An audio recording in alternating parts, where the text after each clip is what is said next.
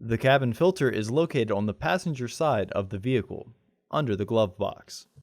Unclip and remove the filter housing door.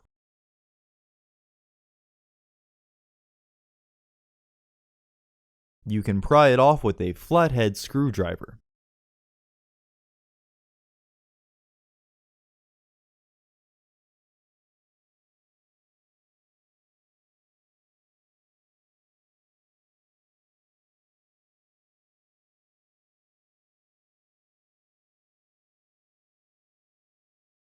Remove the old filter from the housing and clean out any debris inside.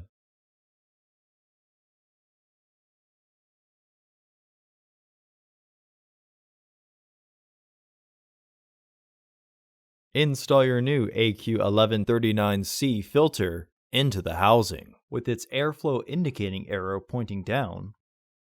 The edges of the flat side should ride on rails that will curve the filter. Recommended replacement every 15,000 miles or 1 year. Refer to your vehicle owner's manual for specifications.